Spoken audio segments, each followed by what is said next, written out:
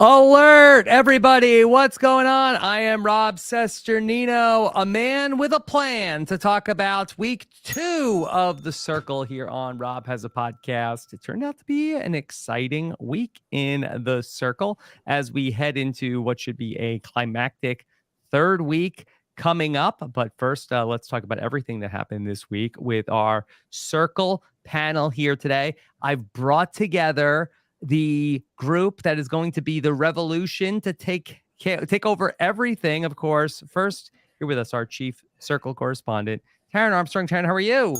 I'm ready. I'm ready to take down all of the existing podcasters who have been here for too long.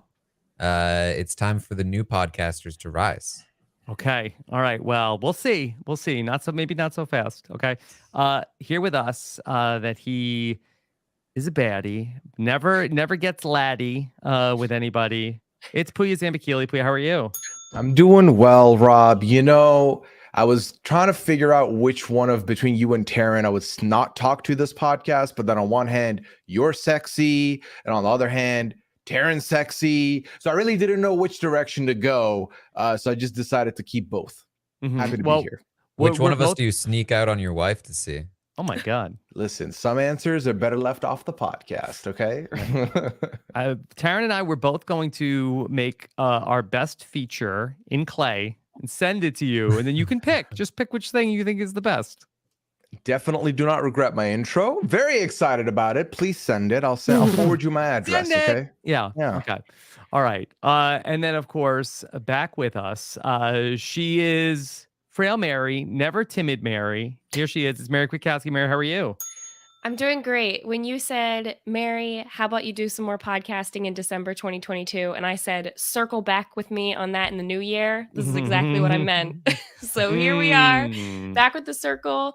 It's been a time. The Circle, much like Big Brother, it's kind of like in one ear, out the other for me. I remember it as it happens and then never again. It's not like Survivor when I go to the dentist every 6 months. I like to sit and, while they're working on your teeth, you can't talk. So I have to think to myself, and I entertain myself by thinking about all the Survivor winners. So I try to go through and do all those in order. I cannot name all those Circle winners, but here we are to talk about this season. There's only 3. I didn't watch season 4, so I don't. I guess there are 4. There are 4. There's only 3 to me. Cell phone. Okay. I don't know if I would have gotten that history question right. All right. So here we are back for Circle Season 5, week number 2. We're live here on a Friday afternoon. And so we can take your questions and your comments here as we go along. But this was an interesting week, a week that started with the arrival of Shooby and ended with the departure of Shooby. So we really did come full. It was a full circle moment, a round trip for Shooby. I said to myself, Shooby Dooby Doo, where are you? And he came back on my screen. Yep. It was that Simpsons meme where he walks in and then he walks right out. Yeah. That was Shooby this week. Yeah, Taran, I guess there was one eviction during the time that Shooby was there, that he had to evict Bruno from the Circle, but he was not up for eviction that time, but he was blocked the first time that he could be blocked along the way. So I guess let's start there and talk about the rise and fall of Shooby. Taran, did you feel like that the Circle producers' decision to bring Shooby back ended up working for season 5?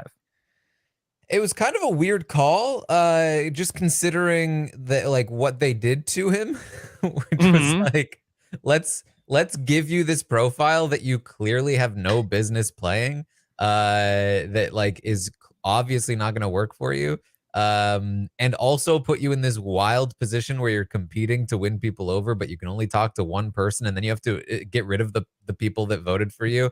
Now, see how it goes. It was kind of set up for failure, so I'm not exactly sure what they thought they were going to get here. I think what we ended up getting was fine. But I don't know if they planned for it that way. But don't you think in some way that this was like a good a handicap to give him? Like if you brought Paul back in BB19 but then had to instead of giving him a bunch of advantages, gave him a bunch of things that would hold him back in the game. That's fair, but this is like bringing Donnie back. You know what I mean? Like you don't have you can bring Donnie back and give him some friendship bracelets, and I think we're okay. I think you're not gonna bring Donnie back and be like, okay, Donnie, time to play like Paul in season 19. It's just not gonna work. Yeah.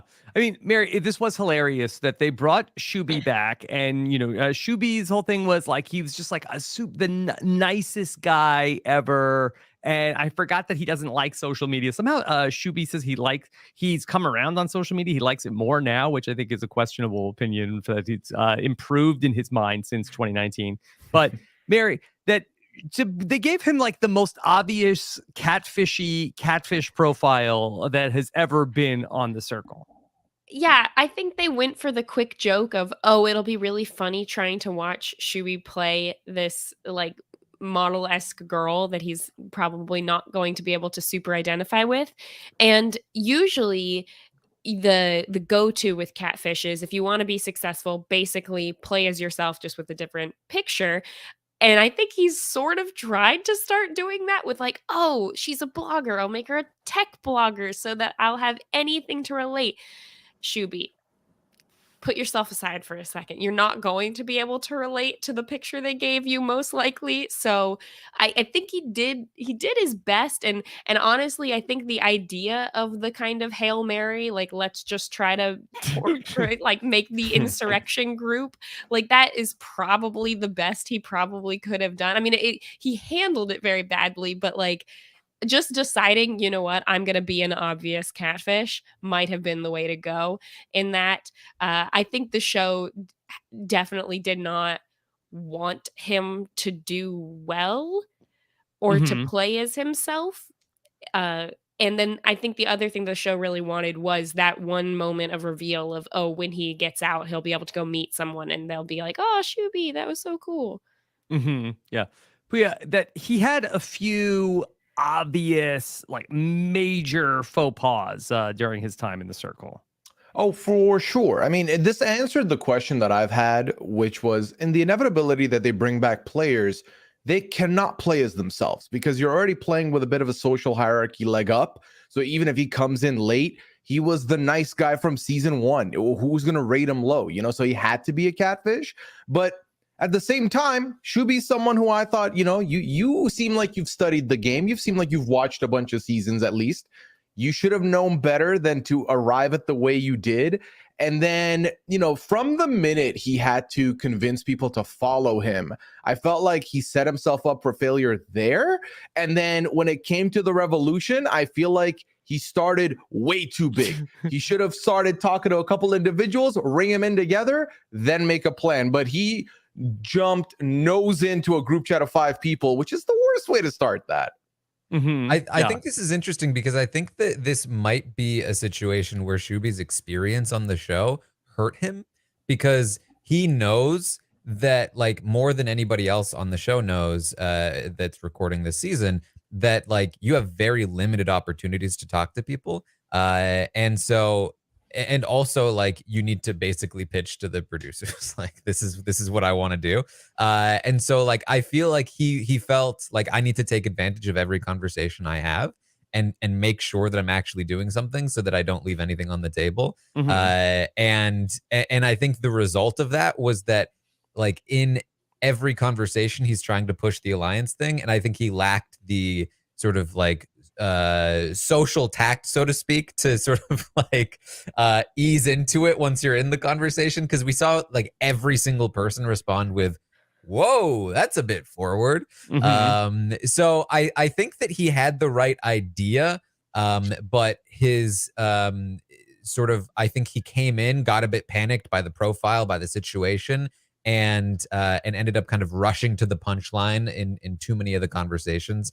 And that was a big part of the downfall. That said, I don't know that there's a lot that he could have done to prevent himself from being blocked here. Like, even if he chooses the other person and gets rid of Jen instead of, say, Bruno, it's probably still the same two people in the top two spots, and it's probably still him that leaves. Like, there's not a lot that was. I think it would have taken a lot to get himself out of that hole.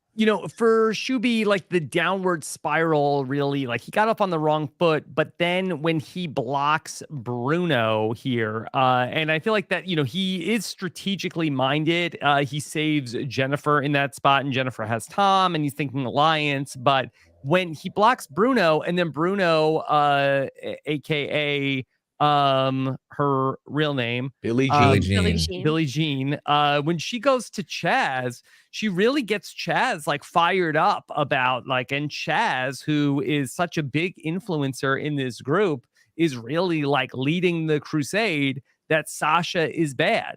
And so, ultimately, I don't think that this was something that he did intentionally wrong, but I really do think that decision did come back to haunt him.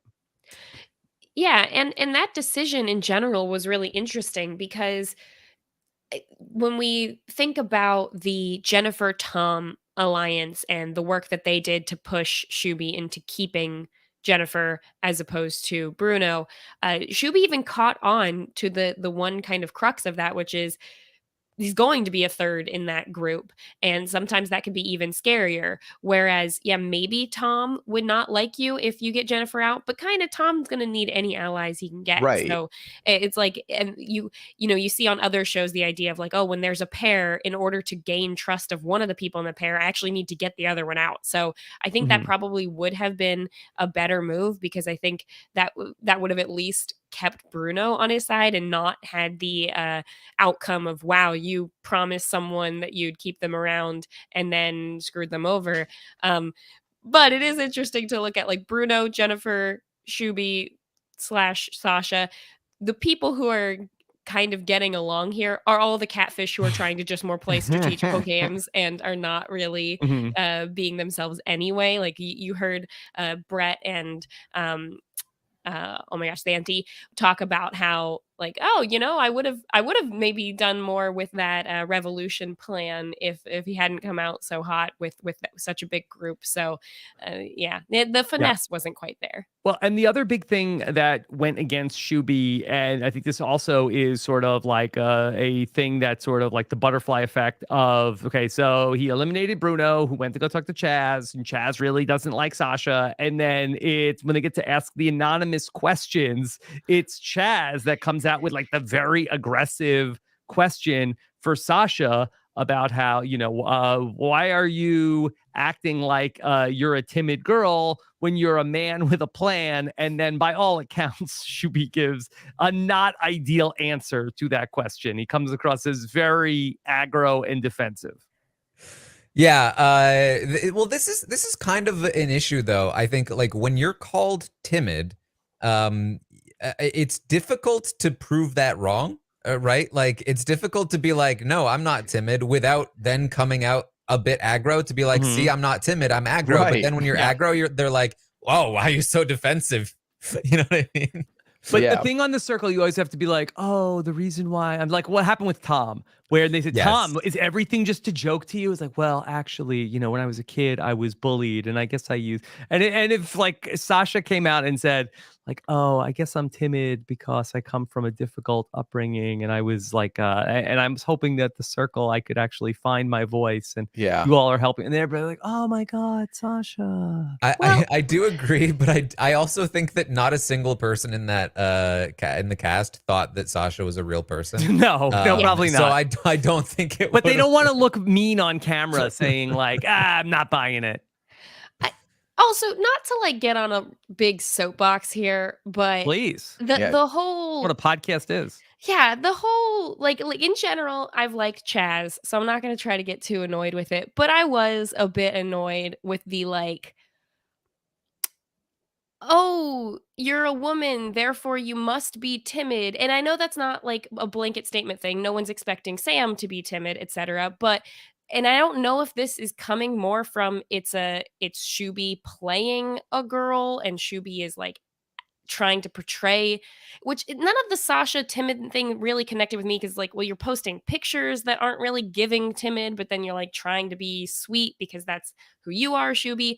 But like, I definitely felt like there was a little bit of sort of condescending, like, oh, well, I know that this person isn't a girl because the girl would be more sweet and they're not acting timid. They're trying to make me think they're timid. Something about the whole thing a little bit read to me like you're expecting this person to be timid, and if they don't give you that, then they're a catfish or they're wrong or they're aggro, like you're saying. So I felt like there was just like a little bit of weirdness there, and there's probably conversations we didn't see, so I want to be light on it, but I definitely think that like the Circle is bringing up this experiment of what do different people think that they need to be portraying when they're catfishing, and when you're looking for a catfish. Like, it makes me think about, if I was playing myself on the show, would people think that I was real, or would people think that I was fake, even if I was playing myself, because I don't necessarily fit into the box of what they might be expecting. And I think a lot of people go with that. Like someone mentioned in the last episode, when you come in with a really strong personality, like someone like Sam or even Raven, who have been a little bit more like, this is exactly who I am, I'm giving you everything you'd expect, my pictures, my words, everything align, then people think that you're real and don't really question who you are. But if you're someone who has more layers, then they're like, oh, well, I was expecting them to be timid. And there was just a lot of conversations Chaz said at many different points about like, I don't think that they're not acting like a girl, or they're not acting girly because they're not being XYZ. Yeah. And I feel like, we've seen, so on the Circle, you do have people that come in trying to play strategically, especially when they're catfish. They're a lot more likely to try and be strategic minded because they're trying to both put on a whole new front and then try and find a way to maneuver. But I feel like there's always one person who is themselves, who gets influencer early and then, decides and proclaims, I am now the mayor of vibes. If you come into the Circle, I, as an authentic person, need to know how much you're willing to be open with us and how much you're going to be your true self. Because Chaz also did this with Bruno, where it's like, Bruno, give me something. I need to hear some kind of a story from you. And I feel like the more and more you give that person influencer, the more they're standing there like, okay, well, if I'm high up, I know who my real ones are. The ones that are maybe not talking to me, I need them to give me something, and they need to be very open and share a lot. I feel like this happened with Andy in the UK season 3. I feel like this happened a little bit with Tim in season 2 to a certain degree. And I feel like it always happens where if you are yourself and also getting influencer a lot, you're like, listen, you know what? I am so me that they love it. They're eating because I'm being honest. Now you be honest. It's your turn. So I feel like and obviously then there's the catfish police, the catfish patrol. And someone like Raven, who's like, I don't care if people are catfish. If it works for me, it works for me. That's nice. But then you have people like Chaz who are like, well, I'm not really vibing with this person. And now I think they're also a catfish. Easy sell to get rid of them. Because at the end of the day, they're not opening up to me about who they are authentically. Yeah. Is there a little bit of a cheat, though, on the Circle where you could sort of like look at it like, okay, well, how did this person, if this person is just like a basic person who is shy, is timid, there seems to be like nothing that's like super exciting or interesting about them. How did they even get cast on the show? Why'd they put this person out here? Yeah, for sure. I would be questioning that if I was on the show. Like Sasha, if she was a person, and maybe this is, that we asked this question maybe with Xanthe. If you were just like a person who was just like, okay, this is just an attractive person that doesn't really have an exciting personality. Like, is that a 60% of reality television casting? Yeah, but I feel like that almost there's not that many people on the Circle that are sort of like just like zero personalities. Except catfish pretending to be people. Yeah. Yeah. And that's what I also think is interesting about the Sasha profile that they gave Shooby, because wouldn't it have been more interesting if you just want to get the quick laugh of look at Shooby trying to play this person? Fine, make them an attractive woman, but make them an attractive woman who's got this giant, big, bold personality that Shooby needs to keep up with. And it also got to a point where I was looking and I'm like, okay, we've got we've got several people here who with Tamira coming in at the same time. I'm like, these are, I mean, they're not exactly similar, but I guess it was just two catfish playing attractive women that it was like, okay, 6 of one, half dozen the other. If I was the group trying to pick a side like they had to do, I'm like, I don't know, sure. Yeah, it very much was framed like one of these people is a catfish, and one of them, aka Sasha, aka Shooby, had like model level photography. Where they even were like, what is she doing? Like looking in the gravel, like where like is she waiting for her Uber? Like, what is this photo? And also I feel like an underreported like dig on Shooby here is the job blogger. This is the guy who isn't on social media. Like he doesn't know things about social media. And the thing that really stood out to me is blogger itself is like, what is who describes themselves as a blogger as their job? Like that's like, are we in the 2000s? Like what's happening here? But also when Brett and Xanthe are talking to Shooby and they're like, yeah, you didn't use a single emoji. It's like, I don't know how. Like that is you've been on the circle twice. Any emojis, and he's supposed to be a blogger as his profession. I know. Like, this is just, it was doomed from the start. Like nobody was going to buy a single thing he said. And then his first act in the circle was to have to trick people into following him and then get rid of them for doing so. Like this was a rough go. Yeah. So what about that whole twist in general, the whole concept of twist, the whole idea of get people to follow you, and then if you lose, get rid of one of them. Like, what if you only have one person following? Would it just be okay? Now you have to kick that one person out. Yeah, that would have been the wrong horse. Yeah. I feel like it's one of those things where they were just kind of fast and loose with it. Like if there was only one person, then they might have just changed the rules. But they also might have been like, so Jen, what are you thinking? You sure you want to go, Tamira? Like, you sure you don't want to go, Sasha? I feel like Sasha might have the votes. Oh, what if no one had backed Sasha at that point? What happens then? Is just the dud twist and we move on because Sasha can't get eliminated. I think they just have a backup plan. That I thought it would be fun if they made the people that voted for the loser immune and that everyone else was vulnerable, because they all assumed that the right thing to do was to like stick with the herd and vote for who they thought had the most amount of votes. But sometimes the popular thing to do is the unpopular thing to do. So and that's a lesson from the circle. Hipster twist. No, this is the hourglass twist. So we talked about Shooby coming back as Sasha, but that was not the only new person to arrive in the circle this week. Right at the same time that Shooby popped in, we also had Tasia/Tamira who came in, who was a big personality, both as herself and as a catfish, and had a much better week ultimately than Shooby did.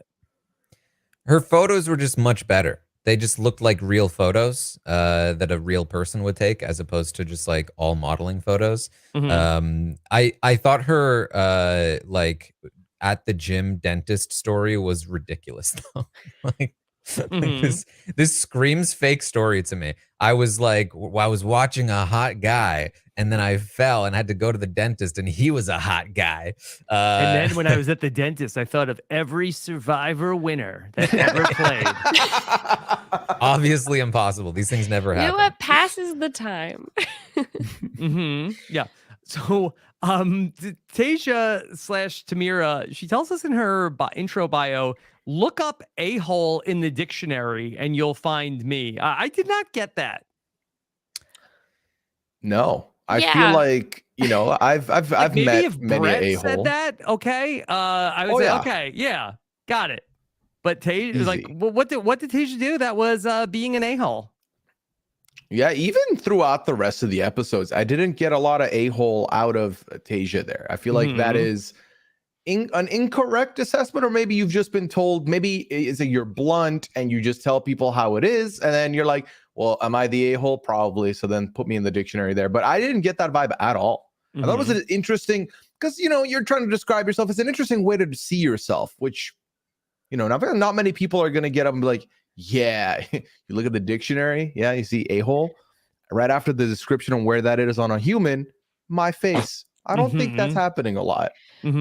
Just to beat this dead horse a little bit more about the about the catfish. Has there ever been someone on the show who played themselves who you think should have played a catfish? Like, has anyone ever, with the exception of the writer guy who played River, has anyone ever played a catfish that's like an interesting or more interesting person than who they are? I feel like I mean, I know that like the show most of the time makes you pick like to play a catfish probably, or maybe gives you some guideline, but it almost always seems like the person who plays the catfish says, I'm going to play this person who I view as sort of more basic or more attractive than me and less interesting. And I'm just wondering if like, and almost every single time the other players in the audience goes, no, play yourself. You would be much better playing yourself. Has anyone ever played a catfish that were like, oh yeah, no, this character they've created is better than if they had played themselves? It's hard because I feel like when people try and go catfish, they immediately, like for occupation, they'll try and shove something in that they know about. So it makes it difficult. They can't be like, yeah, all right, I am a sword juggler out of the circus. Like that's not, because they don't know much about that. So it makes them have to hold back. I can't think of someone who, you know, the River one's a good one where I was like, you are not compelling, but your character is. I don't think that happens often. What about when Nick had to play as the like what was it, the ghost hunter or something? Oh my god, I forgot about that. Yeah, Ghost Hunter I feel like is, I mean, incredibly hard to get to be Vince. I feel like Vince was better than Nick. But that wasn't that was foisted upon him. That wasn't chosen of Catfish. They auto-filled all the occupation and everything there, unlike Shooby, who got a blank one. So you really couldn't do anything else there. What about Lance Bass? That's fair. That's that's probably Lance Bass fair. was more Checkmate. interesting than his assistant. Yeah. Okay. So Tamira came through. She said that she is playing and she's going to give the guys boners. And that would be prophetic based on what would happen later on in the week. She also said she was the CEO of Comfy. And for a solid 5 seconds, I thought she genuinely meant a startup called Comfy. She was the CEO. Oh, what do they do, Taran? What do they do at Comfy? They probably make blankets. But they're like newfangled blankets, and it's probably spelled weirdly. Yeah, COMPHEE. Yeah, yeah. Here at Comfy, we are making blankets that are not the with no middleman. See, exactly. You can't be the CEO of Comfy and then also be the face for a-hole. Like that's the two things are not alike at all. Yeah. Okay. Well, Tamira gets off to a much better start. Ends up making some friends. Gets into some chats with Marvin, which I think we'll get into more in a moment. Ends up in a better spot. Gets more people to jump on board with them when they have to get picked.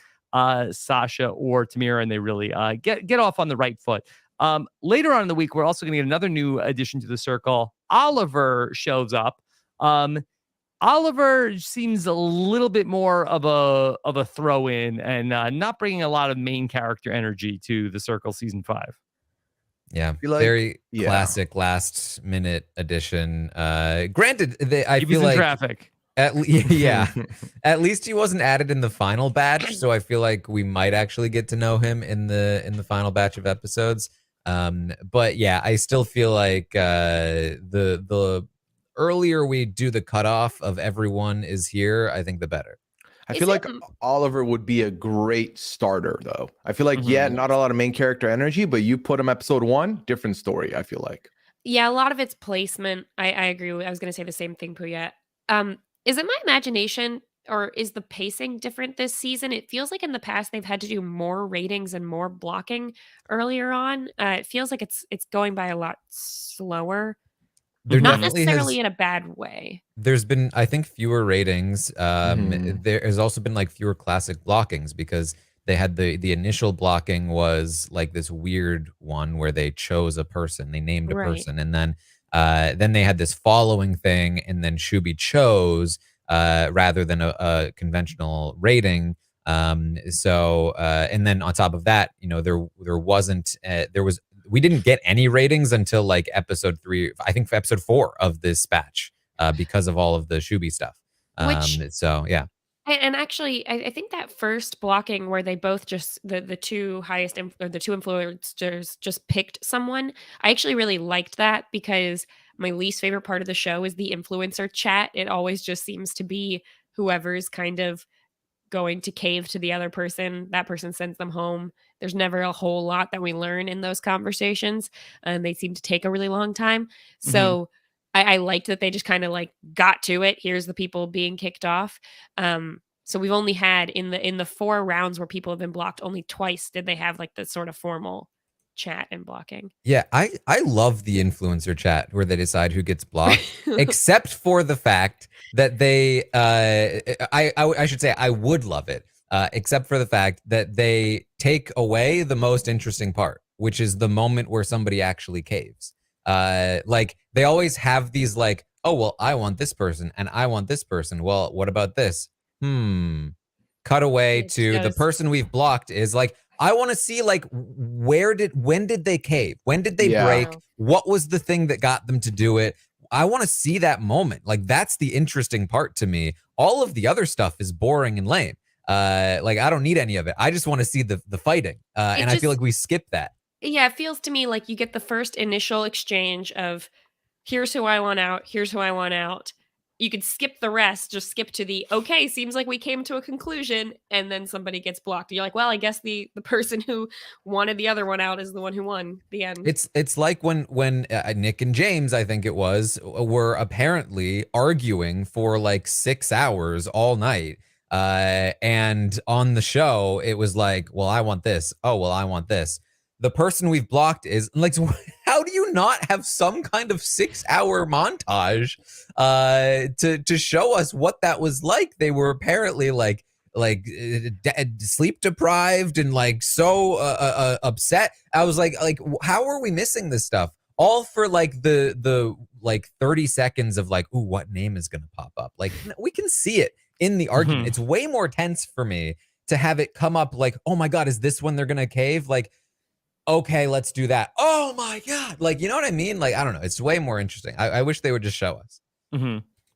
So somebody who was the winner of show and tell of their claymation body part at one point, looked like was certainly peaking at the right moments this week. Ultimately had a not so great week. That's Marvin. Marvin, he was riding high for a while, but ultimately he got crossed up. Pooya, what do you make of the week in Marvin?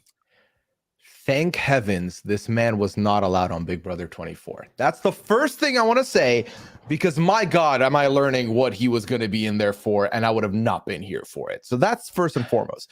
Yeah. Second of all, he is the exact person they cast and said, you know what, be sick if we call this singles and make all of them single. And then he is the poster child for this theme, because my God, is he sowing his oats in there? Just anybody with a pulse, with a nice picture. She's sexy.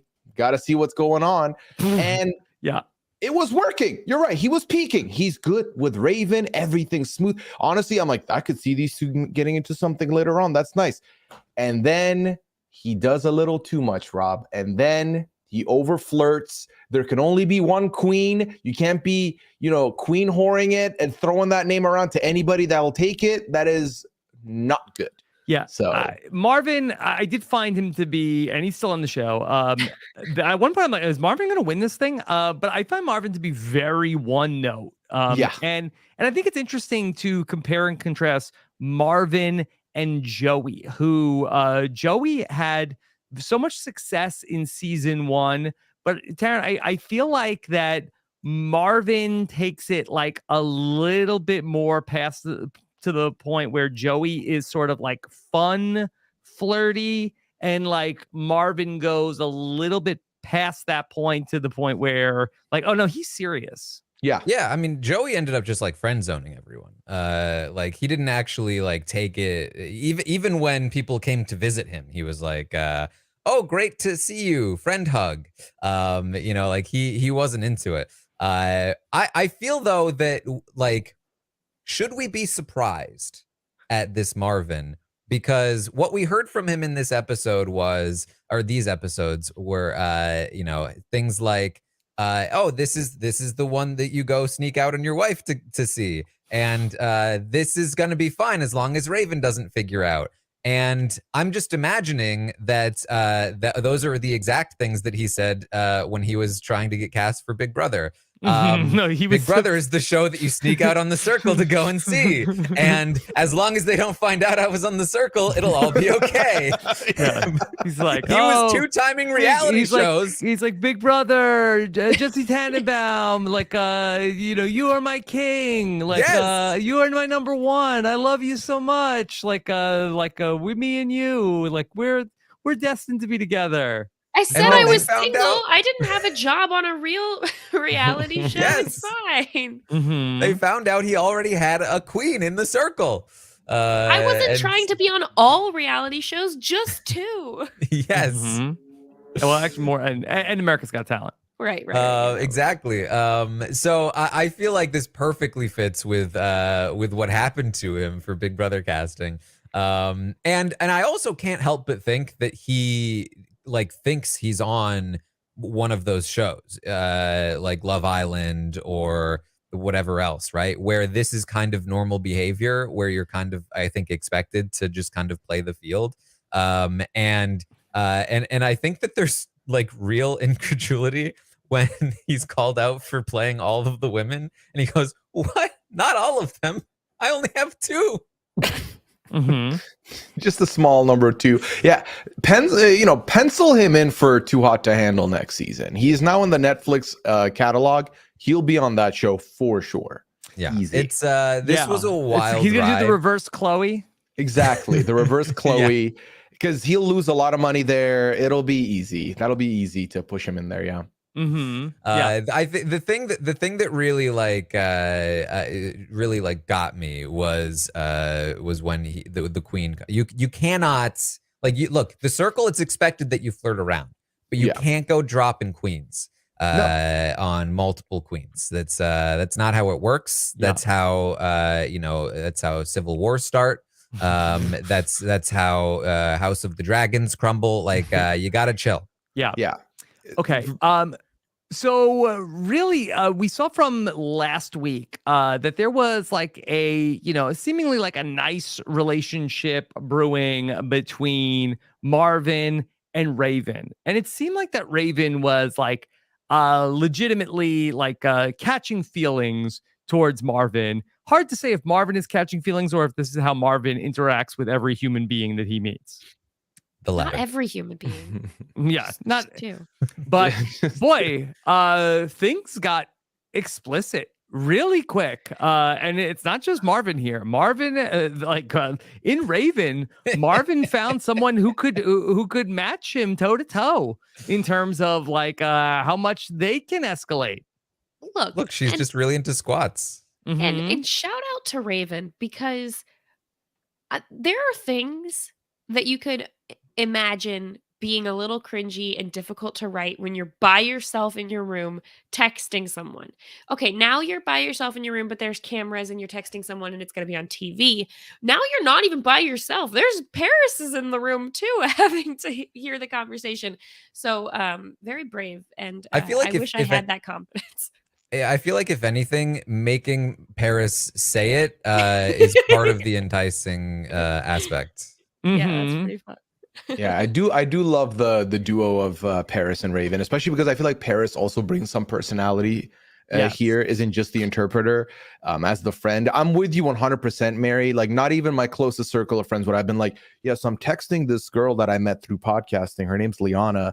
This is the line I'm about to throw out. I would never, you are never finding out what I wrote. That is not Mhm. happening. So the idea that you have to do this with your friend who then has to not only say it out loud, but then also send it over for you. It's a lot. It's a And lot. read the immediate response. Right. Yeah.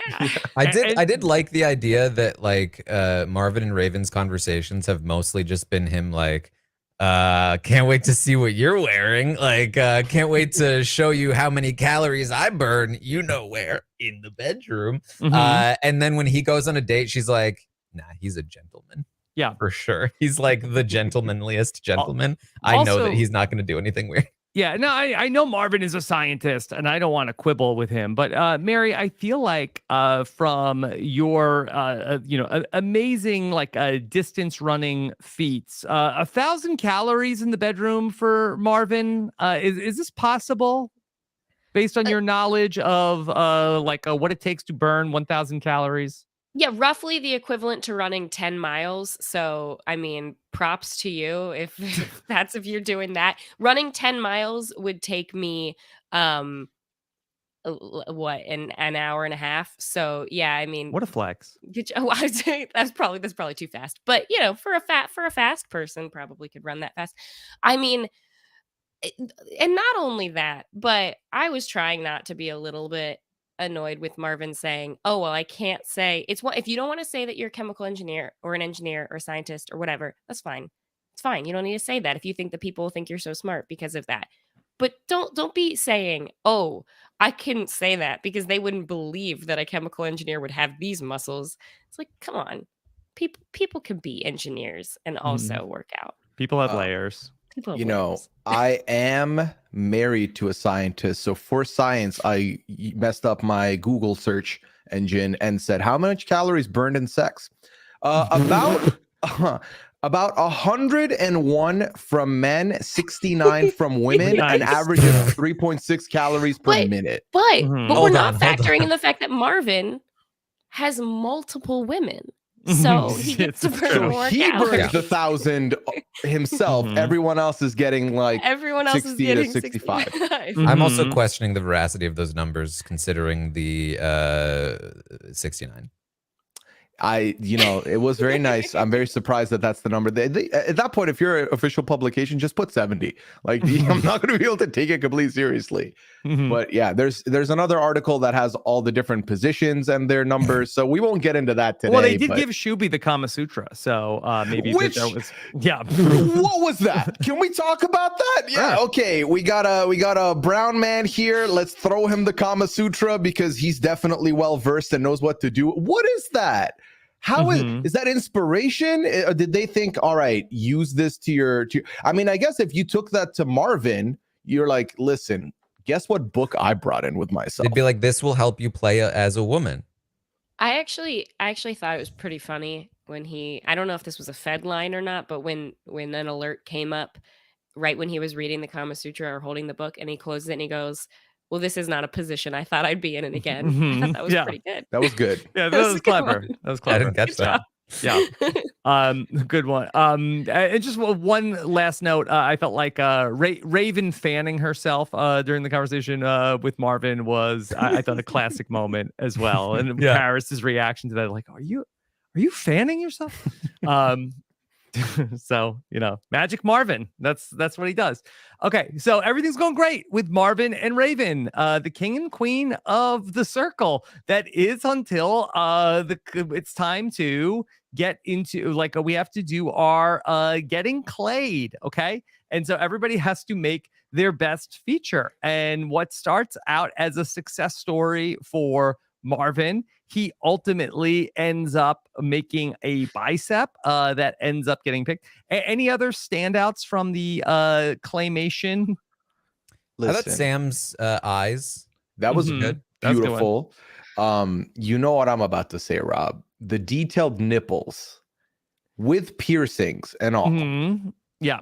Yes. Well, that's what caught Marvin's eye as, Our as resident well. nipple king. Yeah. Yes, the Yeah. nipple king. That's exactly. right. Gotta chime in on it. The heart was gross. Again, Why did he make an anatomical heart? Yeah, like, I no feel like one's if gonna he get wanted, that. if he wanted to make a heart and think about your character, just make Mhm. a heart, make a heart Yeah, shape, make a with, like, love some heart, red sparkles. love heart.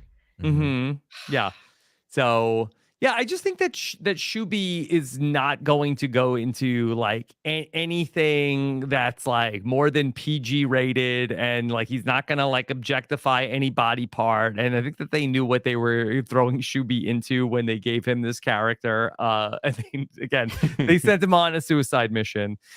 So ultimately, Marvin, he gets the most votes. And Taran, I wonder if this is another scenario where the producers play fast and loose here, knowing that Marvin has selected Tamira's Claymation. Yeah, I think that they voted for Marvin because they expected him to be able to choose Raven. And then yeah, I think, look, if Marvin was willing to choose Tamira flat out, I think they would have let him choose. But the fact that he was like, now I'm gonna pick Raven. I hope I picked Raven. I think they were like, okay, so actually Mm-hmm. you're gonna actually go on the one that you chose, which yeah, oh, that's Tamira. Interesting. Yeah. I think it also would be an obvious oversight if we did not at least mention Raven's standout clay butt. Also, Mhm. was described as a long butt by somebody. I feel like she needed to reorient the cheeks so that they were in the correct sort of like position, upright, so to speak. Mhm. Yeah, I was confused. It Maybe seemed not enough upside clay for down. that. Yeah. I was not sure. I thought they were nippleless boobs.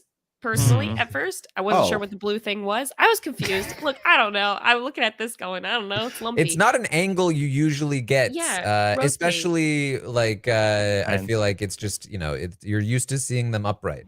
Yeah. Yep. Okay, so Marvin is going to go on a date with Tamira. Uh-oh. Bum bum bum. Yeah. At He this can't point, resist himself. right? Yeah, if he you're- had to motorboat. Oh my god! When she said that and they cut to him just like going off, I was like, all right, Marvin, you really are what you've advertised. I should have expected anything less.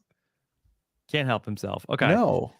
All right, so they have their date, and so later on, okay, we're going to see where we're gonna have a gals chat later on in the next episode, and in that gals chat, we're going to start to see where Tamira tells Sam and Raven about the date with Marvin.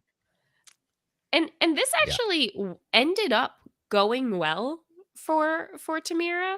I was nervous at first. We even got the foreshadowing at the beginning of the day where Tamira said, I want to do this. And then we got it at the very, very end of the day. And I think this was handled very well because it could have gone one of two ways. Either if Raven had not revealed that she had a connection with Marvin, this would have probably just, Tamira could have just kept digging herself a deeper hole. But because Raven did reveal it, and Tamira did say, "Oh, shoot. Well, let's join together against Marvin." This actually probably built a better bond. But clearly, the best situation to be in here is the Sam position, who just gets to watch the drama unfold and is like, "Oh, great! I'm glad that I'm included and not involved." Sam Yeah, made this so much better. she was Yes. very funny during this. Let me grab the popcorn, and then she genuinely grabbed popcorn. Yeah. She was just pumped. She immediately knew what was going on. I'm Yeah. so happy she bounced back from the early part of the season. Very happy to see. I Sam. still wish she was with Brett. She kind of had a quiet week overall, Sam. Not as much going on for her, but really, this was a standout moment for her.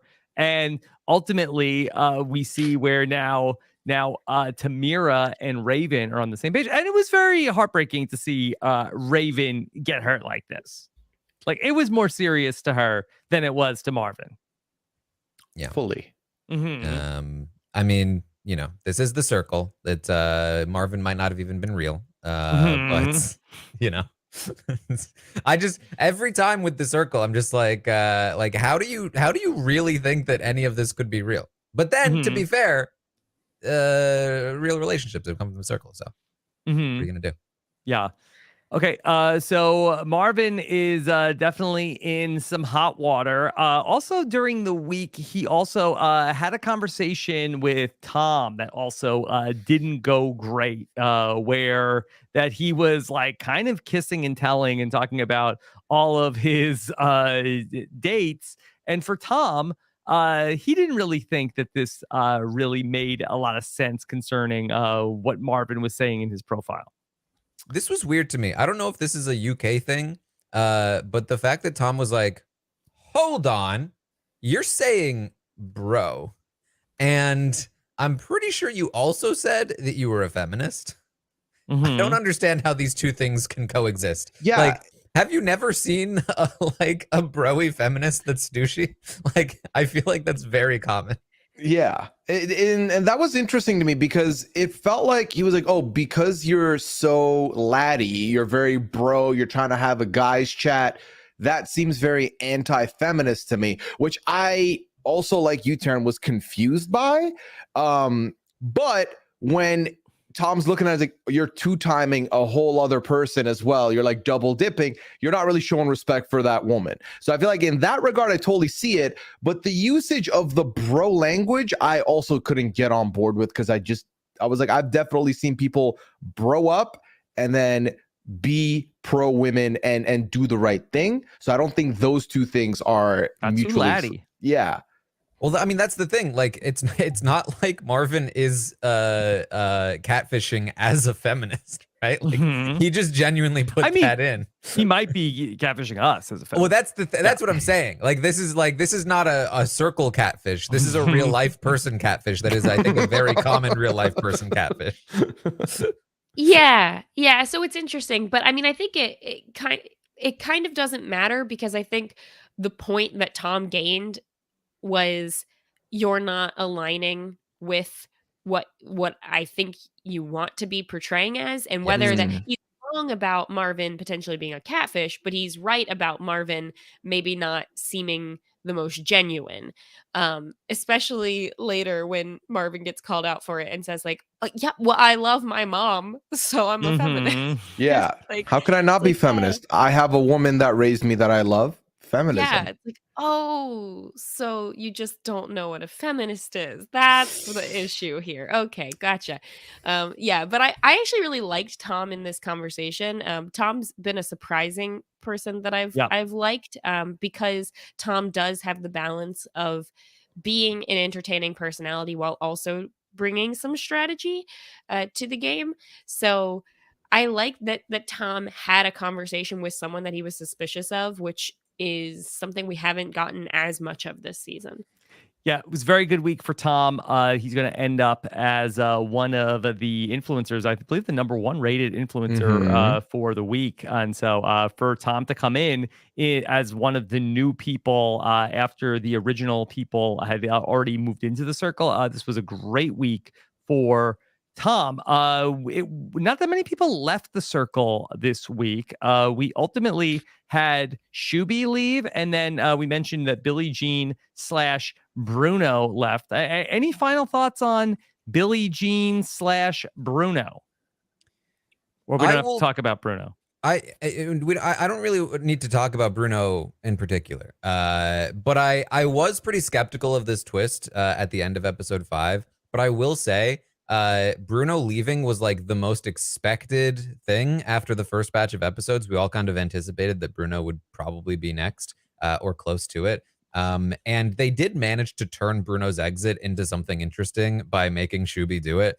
And so I'll give them that credit. The fact that Shooby had to promise Bruno his undying loyalty and then turn around and send Bruno out, leaving her pissed, I think was like the best case scenario for how to get rid of that player. Set a lot of wheels into motion. Yeah, for sure. Yeah, we've only lost 3. Yeah, in 8 episodes. Yeah. And Brett and Xanthe, they're still there. They were like, as far as the circle is concerned, they were eliminated. What did we think about Billie Jean, who went into the circle with a thesis of that women are judged differently than men, and by playing as Bruno, she proved this thesis? I think her thesis is correct, but I like, based on what we saw in the show, I don't really know what she's specifically referring to about what did her she own learn? experience. Nobody, Right. she's probably right, but Bruno was instantly disregarded. Nobody judged Bruno in a positive way or gave him the benefit of the doubt on anything. Yeah, people hated Bruno. Yeah. To be fair, Xanthe went out first. I guess so. But that's what I'm saying. I feel like Xanthe experienced it more. I feel like Sasha experienced it more than Bruno. That's true. That's true. Yeah. So I don't know, like what necessarily, like what was night and day about Billie Jean as herself and Billie Jean as Bruno. But she did declare victory on. She got something, and she did get Shampoo Poppy pretty worked up.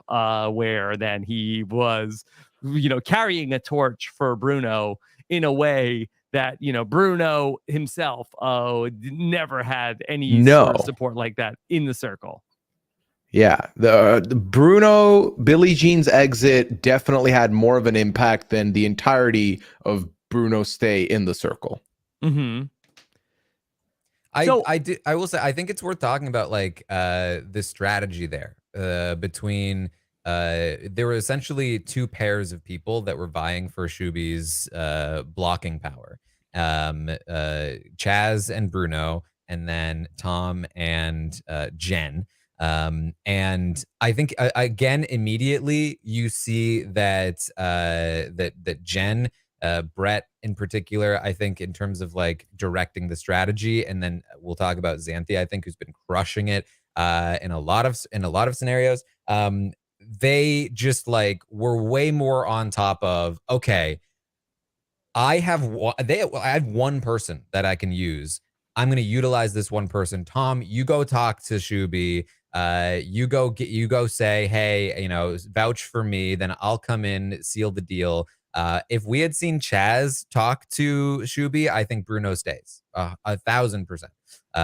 But they didn't seem to at least think up that same kind of strategy, at least in the time. I'm assuming that that producers didn't just choose to let Tom talk to Shooby and not Chaz. I'm assuming that they just got there first. But it's you never really know. But solid strategy from Tom and Jen, and I think that Jen is really doing well with the strategy overall. Yeah, I thought for the combined team of Jennifer, I think this was a great week for them. I think that they are really sitting pretty. Like, I feel like that the anti-Jen, like to me, kind of like is like reeks of like obvious catfish, of like anybody whose personality is just like, oh, they're so nice. That to me is just always what the catfishes are. Except for the lady who was like a dog mom in I guess the third season, when then they cloned her, and then there were two of them, but one of them technically was a catfish. To me, I just feel like that. I don't know. This feels very fake, but everybody is feeling like anti-Jen is very genuine. Well, and I think it comes also from the fact that at least her photos look more real and sort of less staged, and there was a lot of personality that was given in the date with Tom that happened early on. And it's kind of funny that they, in between the two drops, kind of skirted over the fact that like Tom and Jennifer had this very kind of joking but sexual date, but then became just like, oh, we're good buds. We're best allies.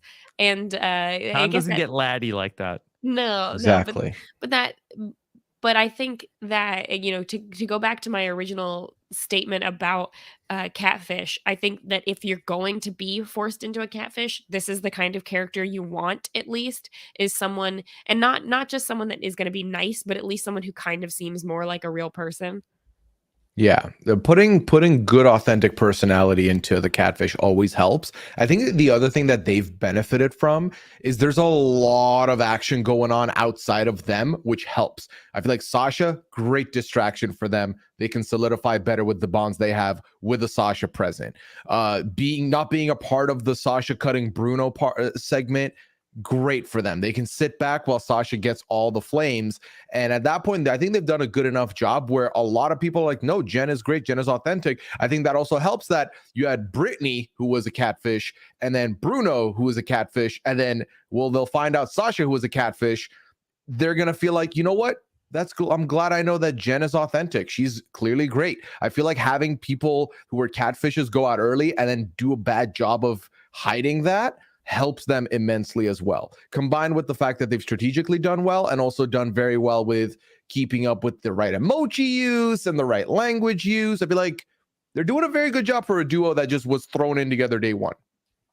Yeah, I think like massive credit to Xanthe, who I think has done a great job of embodying Jennifer. And I think the combination of the two of them is just working well. Like Brett's main weakness was that he like wasn't great at the conversational side of it, which is where Xanthe is able to like totally take control. And I think she's done a great job of being Jennifer and like winning people over. And then in addition to that, you have that sort of like big brother strategy element from Brett that's like, okay, these are the people we should talk to. And we should inject some like, hey, let's work together. Let's look out for each other in a way that that a Jennifer normally, I think, wouldn't really do. And I think the combination of those two things has been working really well to like make the bond and then seal the bond with strategy. Where you see like the opposite with some other players, like like Raven, even, who's like making great bonds but not talking a lot of strategy, or Shooby, who's like talking all the strategy with none of the bonds. Like the two of them combined, it seems to just really work. Well, plus in general, having two people and they get to like check each other. Like at one point when Xanthe was going to write something and Britt goes, I don't love that. Let's try like a different one. Like they get to edit each other, peer review. Trial and error helps there. And I will say this, and I think we're all in agreement. I think Xanthe would do fine on her own. I think Brett would have never gotten as in a good a spot as he is right now without Xanthe, without the duo twist happening on him. In fairness, they both got blocked on their own. It's true. But if that twist hadn't happened, I could back Xanthe making it definitely further than Brett, no question. Mm-hmm. Taran, if Brett had Xanthe in the Big Brother 20 house instead of Winston, is he the winner of Big Brother 20? No, because I think Tyler's still there. Mm-hmm. Well, he didn't win either. But that's the thing. A lot of people look at Winston as Brett's sort of like duo, but for more of the season, Brett looked at Tyler as his duo, and that was kind of his downfall at the end. Hard to do worse than having Winston as ally. I'd love to talk through some of the activities we saw in week 2 of the Circle before we start to prognosticate how we think the end game is going to play out in week 3. Some interesting activities for sure. We had show and tell with Sasha and Tamira. This is one of the ways that Sasha got off on the wrong foot. Yeah, I just feel like the reason this was off to me was that we've already done first impressions ratings and first impression blockings, and then we basically are doing it again here in the second batch of episodes where it's like, okay, first impressions, you literally don't even get to have a circle chat. You're just showing another photo and then a story. And then you get to talk to one person once. And I was like, well, okay. But the show and tell just like fell flat to me here personally. I just felt like they don't even know who these people are. And I, like, who knows how and why any of this is landing. We talked about the getting clayed and who had some the best ones. There was an activity that they did, pink versus blue, answering questions.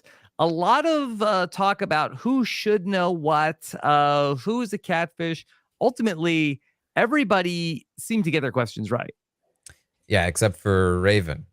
Yes, except for Raven, who didn't know where the dance came from, and nobody's really seemed to hard pressed about that. There was a funny moment between Tamira and Sam this week about the makeup conversation, Mary, and that there was maybe some thought that there could be a slip up like the baby boy Jack Atkins / Emily had once upon a time. I think this was my favorite private chat of the week by far, mostly because Sam was just so entertaining. Like at the end when Sam goes, foundation, mascara, and eyeliner, that's it? You must be really beautiful. That's all you put on? Yeah, I also start with my eyes. I don't do my foundation first because if you mess up on your eyes, you need to cover it up with the foundation. I don't know. You know, you're going to be touching your eyes, touching your face, too many things. I love this. I think this Your is team Tamira?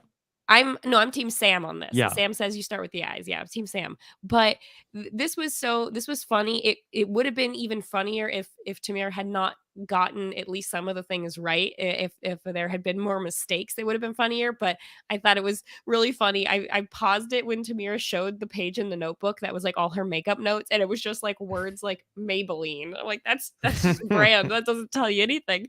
So I thought that was really great. But if you're gonna pick a career, you have to know a little bit about it, like at least a little bit. When she said she was like a beauty guru or something, it's very funny. I think my favorite part of this is that like Sam is doing her best Columbo impression, like bumbling into tricking Tamira into like doing the wrong thing. Oh, foundation first.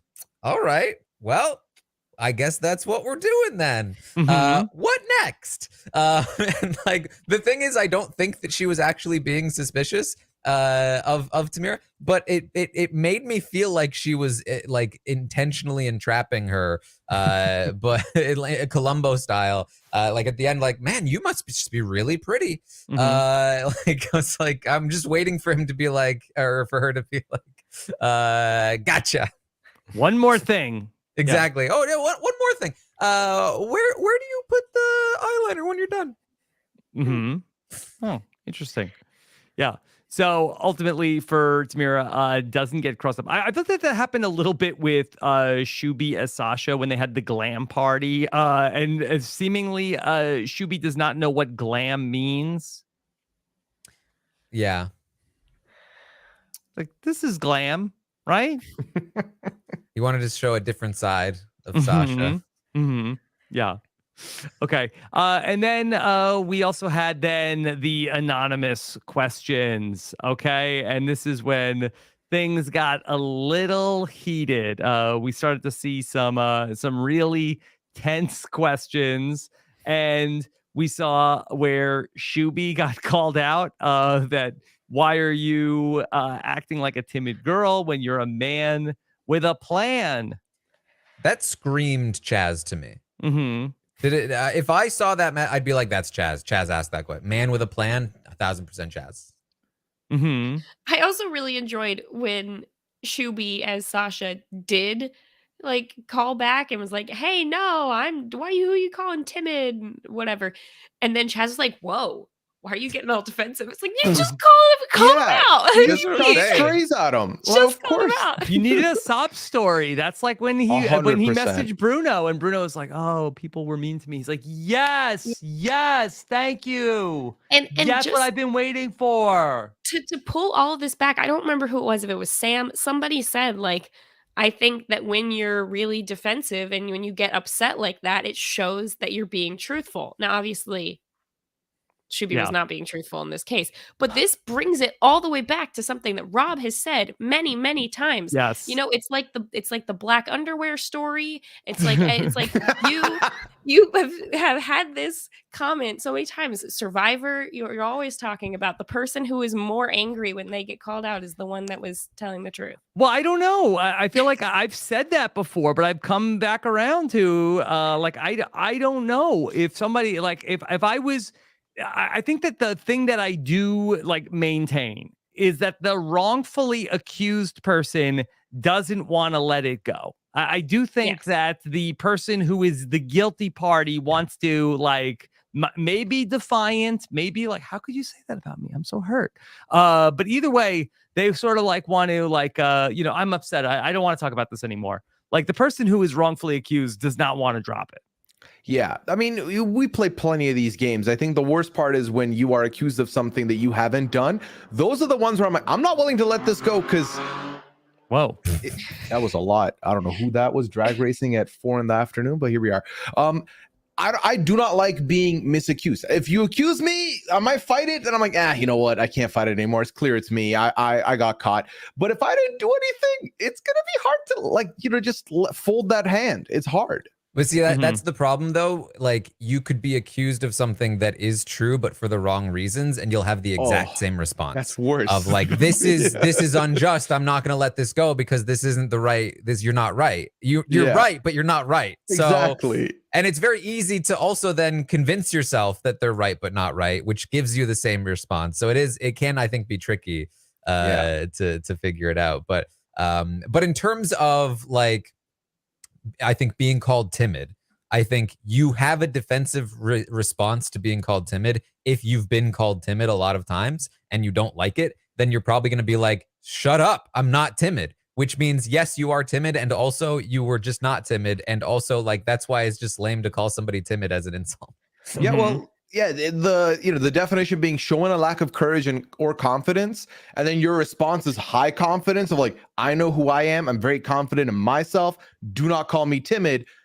The fact that doesn't get you the win there, I think, Rob, 100%, you got to amp up the sob story. Like, I just got in the circle and I was put in an impossible position and I had to get rid of someone that I promised, and now I'm alone and everyone's mad at me, boo-hoo me. And then people are like, oh, you know what? Sasha's been having a tough time and she can't blog about tech. So it's maybe doubly too hard on her. Yeah. You gotta go that route. That's always like being called out publicly on the Circle or Big Brother or whatever. It's always a good thing as long as you know how to respond to it, because there are a couple of things that you can get from it, right? A, it's an opportunity to address the thing publicly rather than it being discussed privately where you have no ability to counteract the information. And B, it gives you the opportunity to turn the narrative around. It's one thing to be like, oh, this person sucks and they don't think they suck and they never get any pushback for it. Like, they're the aggressor. We are the victims of their suckage. To then they get called out and now they're being like punished or bullied or whatever. Now they're kind of the victim. Now they're the people that are on the other end of that suckage, and you don't feel the injustice of them sucking as much anymore. And if they can play that up tactfully and be and sort of be like play it like, oh, okay, like let me let me respond to this as well as possible and fix whatever I've done wrong or whatever the case may be, then I think you do shift your mindset from, yeah, this person sucks, they need to get theirs, to, oh, they've already kind of gotten theirs. And now maybe we should lay off. Another person who has to deal with some accusations is Marvin, who gets a couple of different questions about how why are you talking to all the women? Yeah, I didn't like this. This is not how I wanted this to come out. I wanted a confrontation. I didn't want anonymous like pokes. A 3-person like, group chat.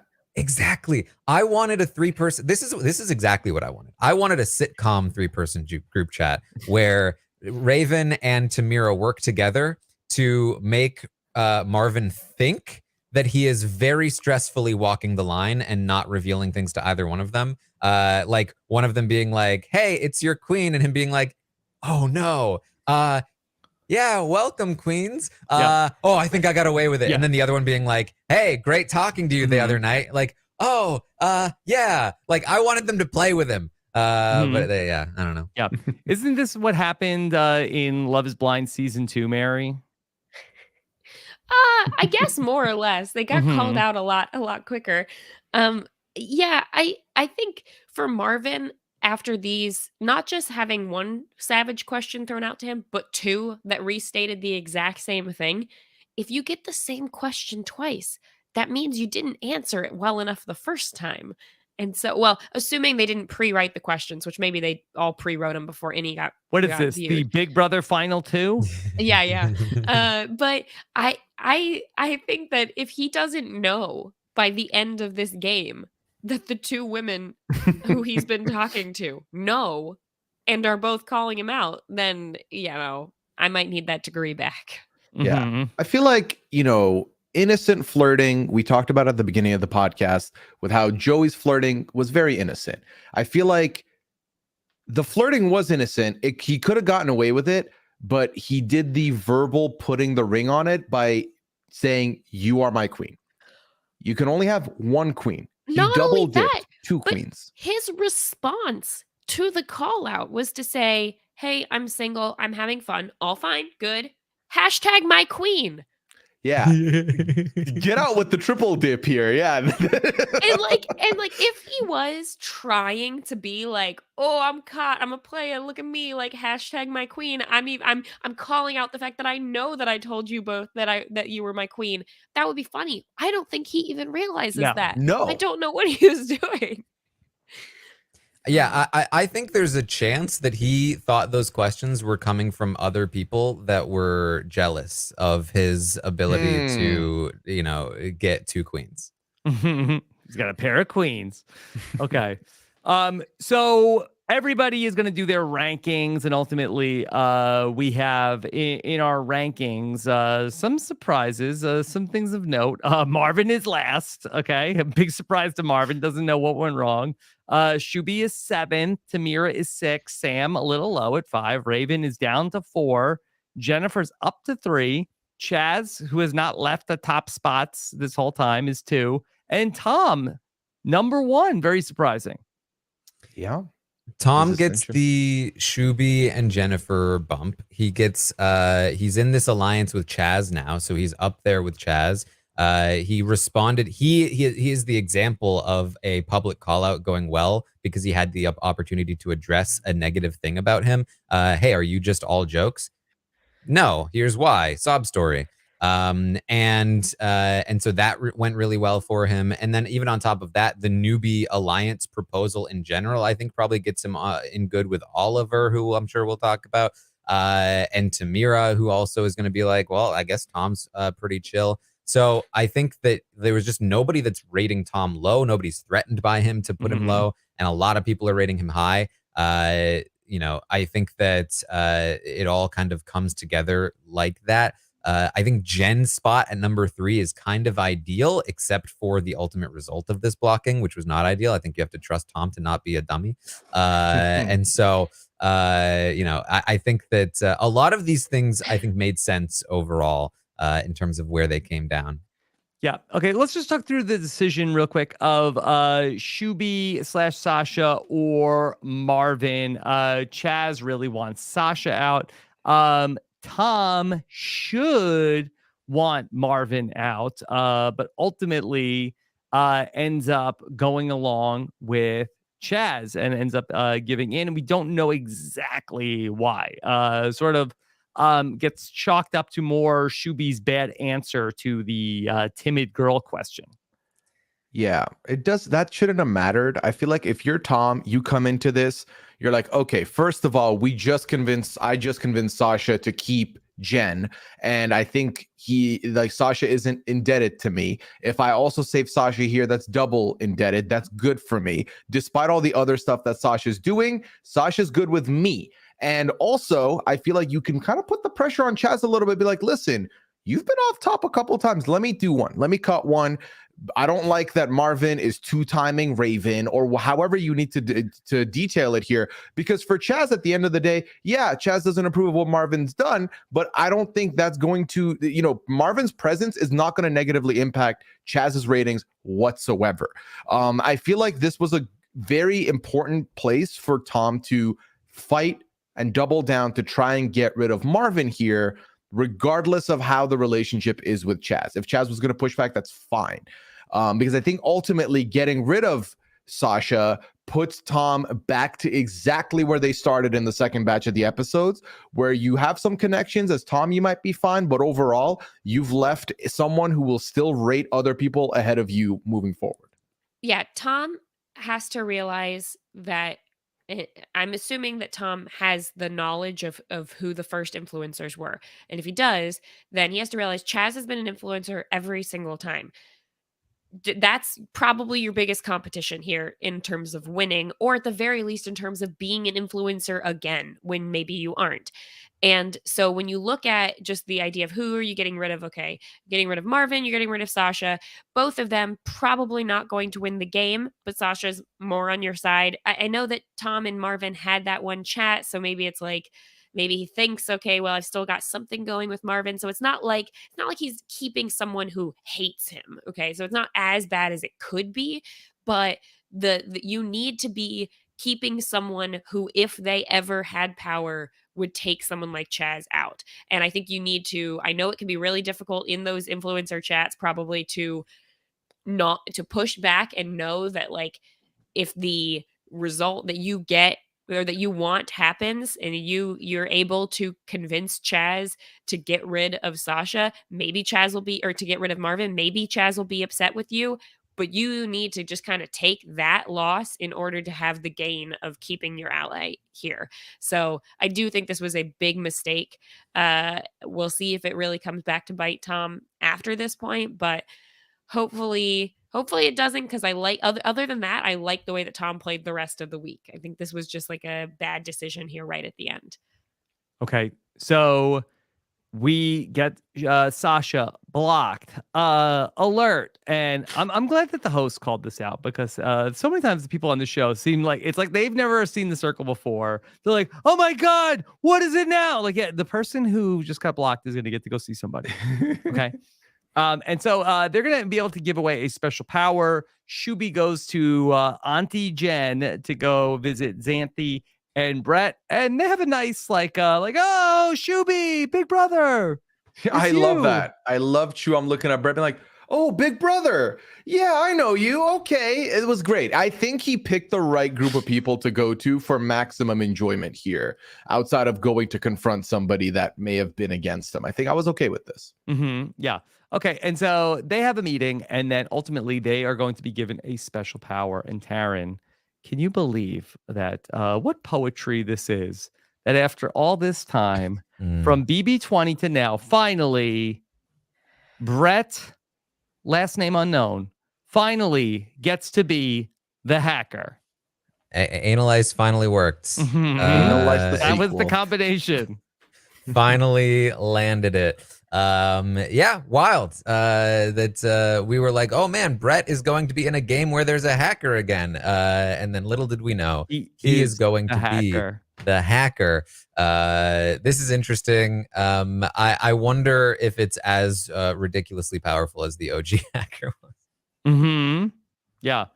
Okay. Well, this sets us up for a very interesting week 3. We know this is the final 8. One of these people is going to win.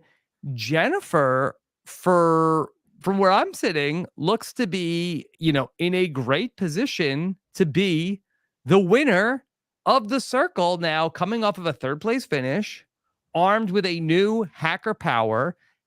Brett certainly has shown a proclivity to cause mischief. I guess the question is, could they get caught up? That is, I think, a very valid concern. But I feel like that they're looking like they might be in a great spot for an Auntie Jen win. It's tough to hold on to good spots in the circle, but this is a very good one.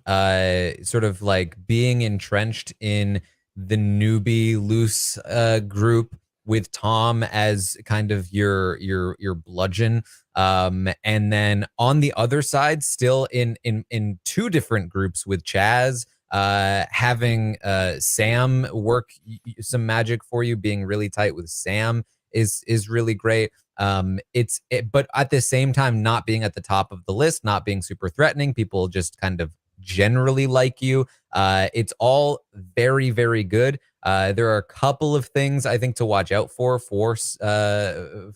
Jen here, which is that Sam in the anonymous questions called Jen out as being in her top 3, which is if you're strategic and paying attention, that's dangerous. And then Jen had to call out somebody, and she called out Tamira. So you kind of want to make sure that Tamira is maybe not going to make it to the finals, perhaps.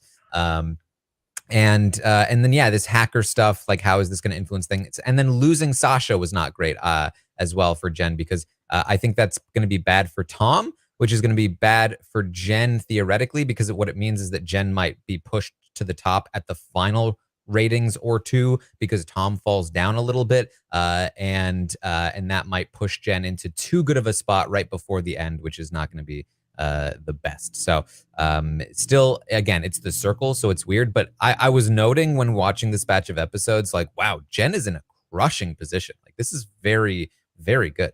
Mm-hmm. Yeah, I feel like I've also been noticing a lot of mention that, Jen is on a lot of people's end game plans, which is a good spot to be in. And I feel like, again, we've talked about this, but the more and more you're visibly an influencer, the harder your end results are going to be, unless everyone at the final rating are people who are just going to vote with their heart or vote for who they've like vibed with the most. Then you're in a fine spot. But I could see, we just saw Raven go down from first to second to then fourth. I could see Raven kind of maybe ticking back up a little bit. I can also see Chaz maybe drop down one or two more here, and then that could open up a whole interesting situation. I'm not fully out on the idea that Sam could win if Sam gets to the end. I feel like Sam's done a good, good upward trajectory for Sam here moving forward. I do not see a world where Marvin doesn't get kicked, like one of the first blockages of the next batch. I think Marvin's out at this point, unless you are Raven, you are Chaz, and you realize maybe we can still work with him. He'll still vote with us. He'll still rate us high. Like, that could work, which would be great, because then Marvin would take a lot of the heat for getting last placement with a lot of people. And then if you're Raven, you're Chaz, you're kind of avoiding that. What I'm intrigued by, though, is where is Tamira going to be in all this? Because I think Tamira is not really completely closely aligned with anybody necessarily. But what happens with the Marvin story, I think is going to have a big payoff for the next batch, is what I'm saying. Yeah. Mary, how are you feeling about these people heading into the final week?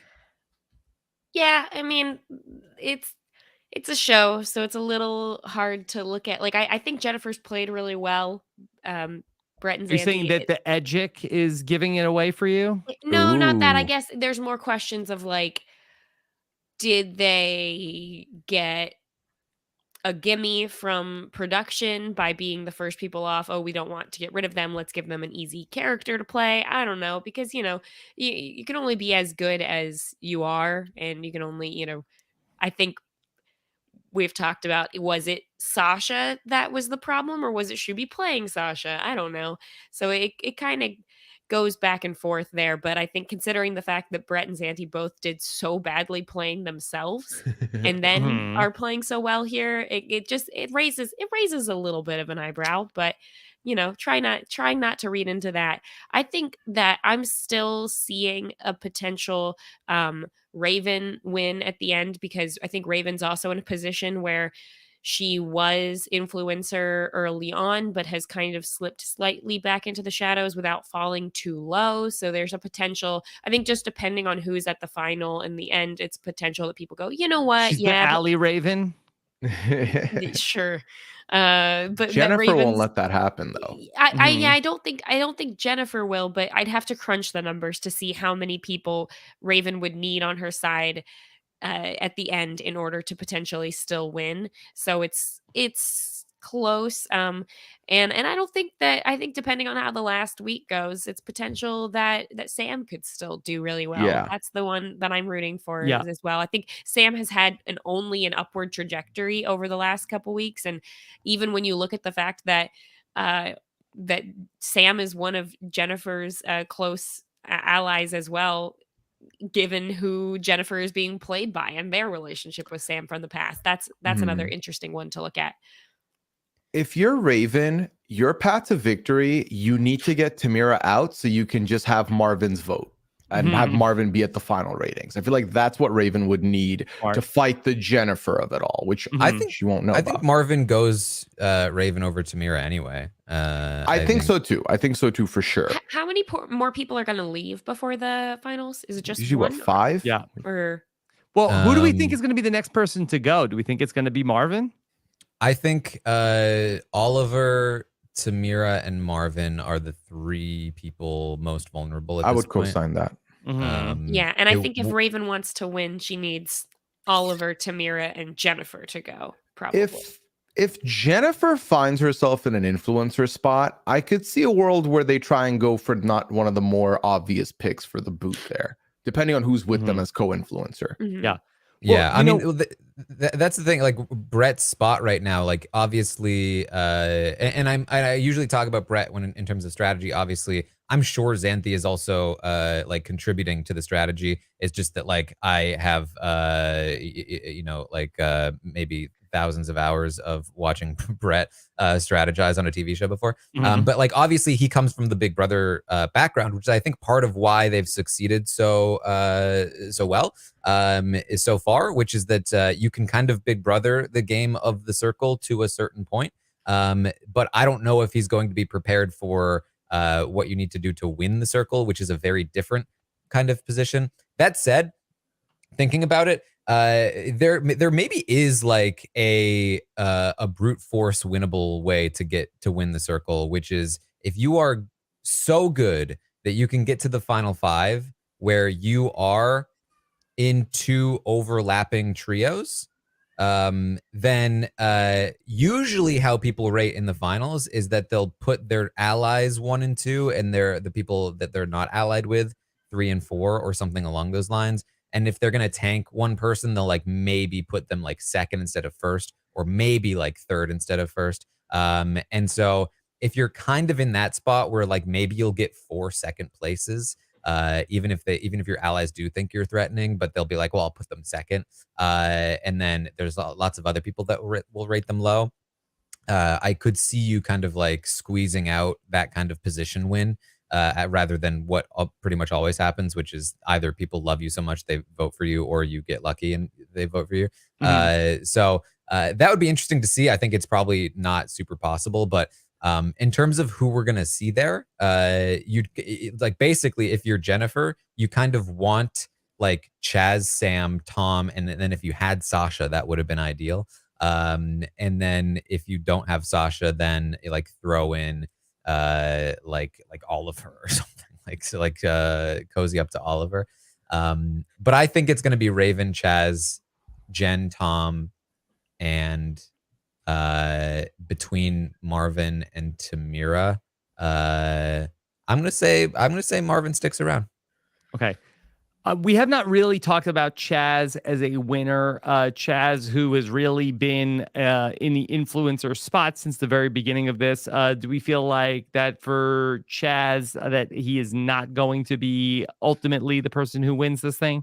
I think too visible. Too many people at the end will say, "Oh, he's been influencer too many times, so we can't rate him as high." It's just sort of the obvious threat.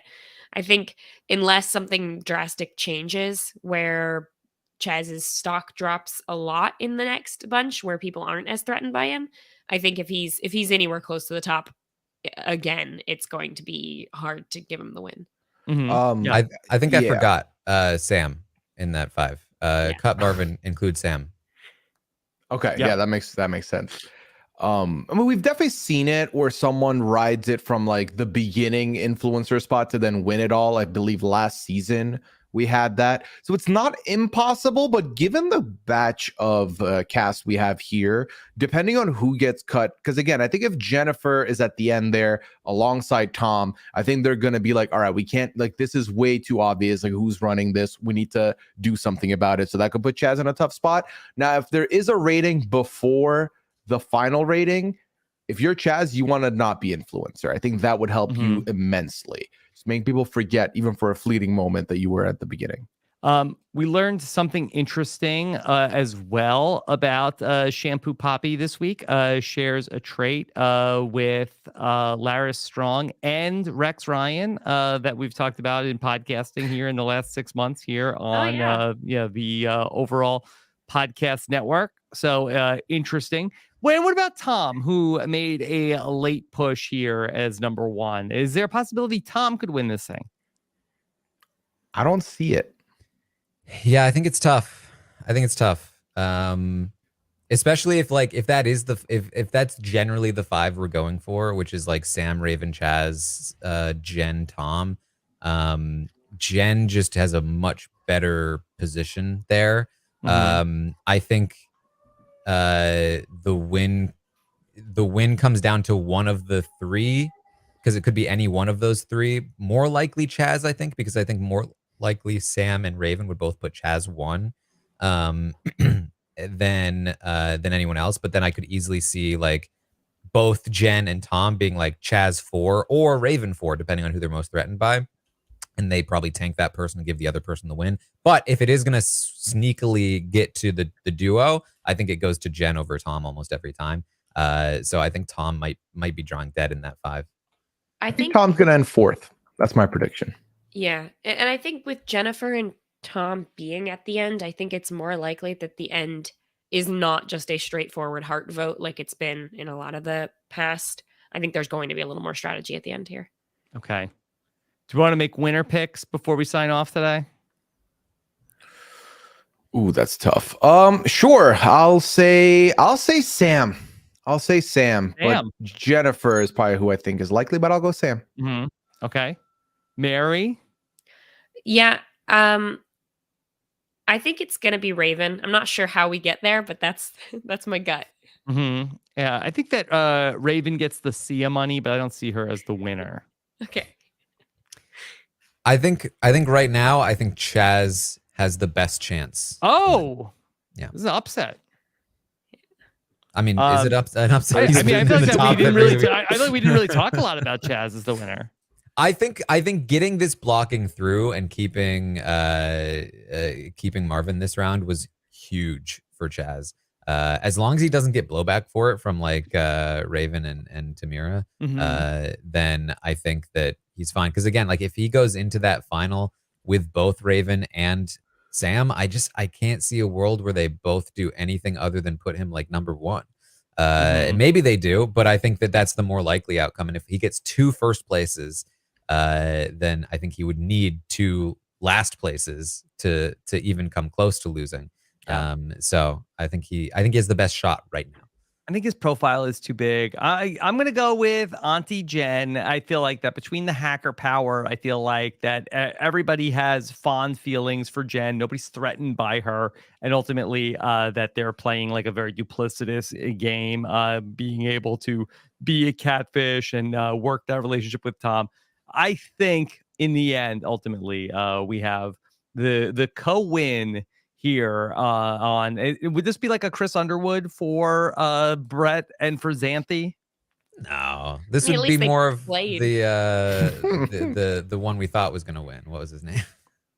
Devins. The weather Devins. Yeah, this is more of a Devins win, I think. Yeah, I think it really depends if Jennifer goes after, if they use the hacker twist to somehow go after Raven, because Brett's been like, oh, we gotta take Raven down, whatever. You've already lowered Raven's like popularity.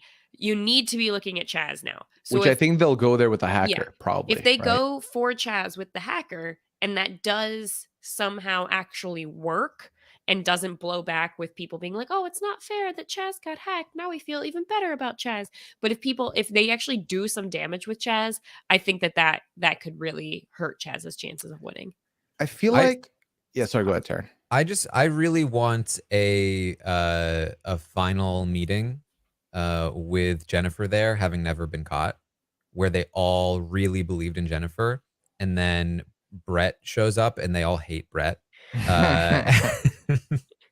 And I really want to see that. That's the I haven't been looking forward to a reaction that much. I think since like the original UK season. To be excited to hang out with Jen. Like, oh, I can't wait to see Auntie Jen. Like, it was you. And it's if he comes in and he's like, "Hey, kick rock, suckers!" Like, yeah, and he wins. Yeah. I feel like the producer, I feel like in their head, the perfect result would have been Brett and Xanthe get put into a room together. Brett and Xanthe get entangled romantically, and then they win the season. So I'm happy for them not to get what they want in that regard, because my God, this whole singles thing, it was fun. Don't do it again. Just let people be whatever they want to be as far as like relationship status goes. Yeah. Okay. All right. Let's leave it there. Next week, we'll be back with more Circle coverage of week number 3. And then there'll be one more episode where we will find out the winner, and we'll have another roundtable after that. Pooya, what's coming up for you? So 90 Day Fiance still going strong. We are beginning the tell-all process for this latest season. I just covered part 1 with Sasha. There are 3 more parts to go before we get to the newly announced 90 Day Fiance The Other Way. So that'll be coming through. I'm very excited to put the season to an end, start the new one. And then the other thing coming up is Traders US is in the building. And I'm very excited for that to drop. I will be talking about that with, of course, our very own top left connoisseur, Rob Cesternino. Yeah, we've got a very special event planned coming up on Thursday. We'll be watching and doing updates on Traders, 10 over the course of 2 days. So all of Traders coming up in 36 hours when the whole season drops on Peacock this week. So be on the lookout for that. All right. Pooya, great job here today. Mary, what's coming up for you? Absolutely nothing.